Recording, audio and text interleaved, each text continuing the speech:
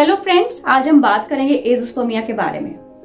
Azoospermia माने नील शुक्राणु। Semen report कराया गया बट उसमें शुक्राणु नहीं नजर आ रहे हैं या शून्य नजर आ रहे हैं तो उसे हम एज़ोस्पर्मिया बोलते हैं। एज़ोस्पर्मिया का डायग्नोसिस किसी भी कपल के लिए एक बहुत ही दर्दनाक डायग्नोसिस होता है। It's a devastating diagnosis for a couple.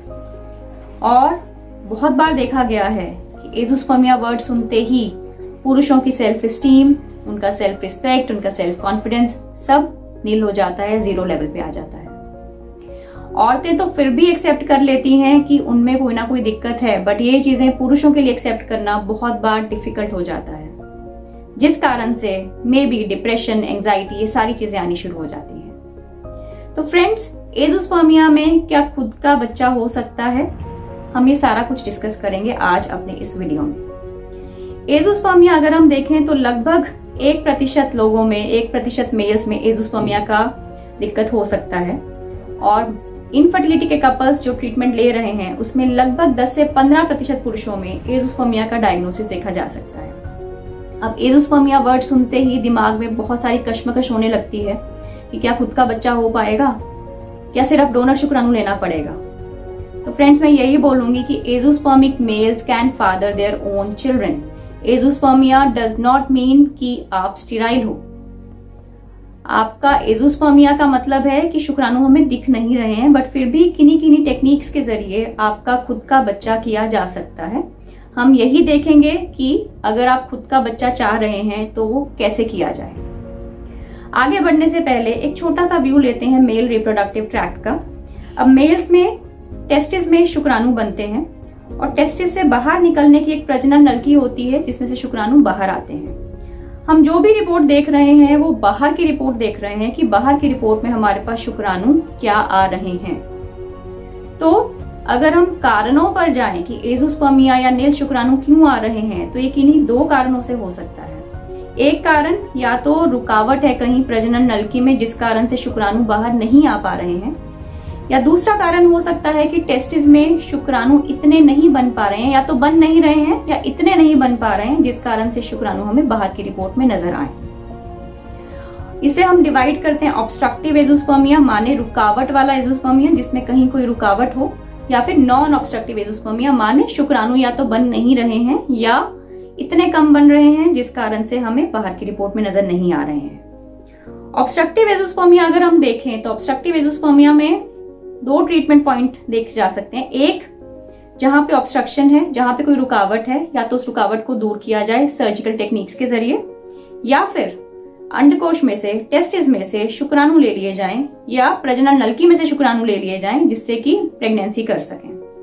अब सर्जरीज बहुत बार बहुत कारगर सिद्ध नहीं होती हैं, इसीलिए हमारे व्यू पॉइंट से इक्सी टेक्निक इस्तेमाल करना, अंडकोश से शुक्राणु लेकर, टेस्टिस से शुक्राणु लेकर, वो ज्यादा बेटर तरीका रहता है as compare to surgical treatment.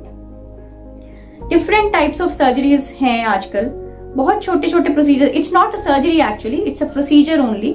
OPD based procedures रहते हैं, microsurgical epididymal sperm aspiration, testicular sperm aspiration, TG, so all those things are there. OPD based procedures हैं, बिल्कुल बारीक नलकी से, बिल्कुल बारीक सुई से पुरुषों के टेस्टिस में से या पुरुषों की प्रजनन नलिका में से शुक्राणु निकालकर लिए जा सकते हैं इस टेक्निक के जरिए। अब नॉन ऑब्स्ट्रक्टिव एज़ोस्पर्मिया में भी किन्हीं पेशेंट्स में तो रूटीन बायोप्सी में शुक्राणु मिल जाते हैं, बट किन्हीं में रूटीन बायोप्सी में कुछ नहीं मिल पाता है। नॉन ऑब्स्ट्रक्टिव में अगर हम देखें, इनमें भी शुक्राणु पाए जा सकते हैं डिफरेंट टेक्निक्स के जरिए। शुक्राणु की अगर हम बनावट देखें या टेस्टिस में शुक्राणु कैसे बनता है वो देखें, तो टेस्टिस में यूजुअली छोटे छोटे फोकल एरियाज होते हैं जहां पे शुक्राणु बन रहे होते हैं। तो सिंगल बायोप्सी अगर हम ले रहे हैं उसमें शुक्राणु नहीं मिल रहा है, इसका मतलब ये नहीं है कि शुक्राणु कभी नहीं मिलेगा।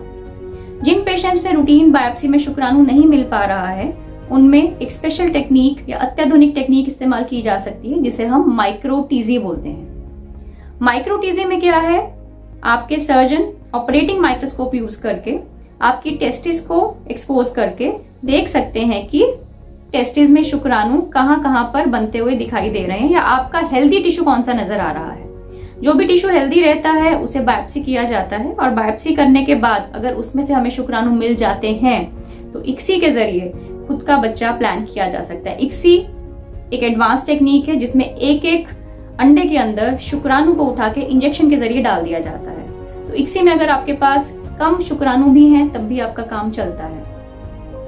तो टीजा, मीजा, पीसा ये सब टेक्निक्स हैं, माइक्रोटीजी ये सब टेक्निक्स हैं जिनके जरिए शुक्राणु को लेकर अंडे के अंदर डालकर इक्सी के द्वारा आपके खुद का जेनेटिक बच्चा किया जा सकता है।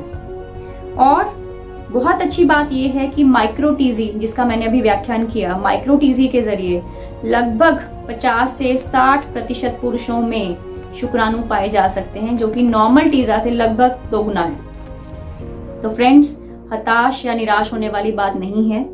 अगर आपकी रिपोर्ट में नील शुक्राणु भी हैं, तब भी हिम्मत हारने वाली, परेशान होने वाली, डिप्रेशन में जाने वाली बात नहीं है। आप खुद के बच्चे के लिए कोशिश कर सकते हैं। कुछ टेस्ट करा के आप ये जान सकते हैं कि क्या हमें शुक्राणु आपके अंडकोश में से, आपकी टेस्टिस में से मिलेंगे या नहीं मिलेंगे। उस हिसाब से आप खुद का IVF या टेस्ट ट्यूब बेबी के जरिए बच्चा कर सकते हैं। आपकी कोई भी क्वेरीज हो तो मैं I will be happy to answer. Myself doctor Pooja Dhir Bhayana, consultant Sonakshi IVF Hisar. Thank you.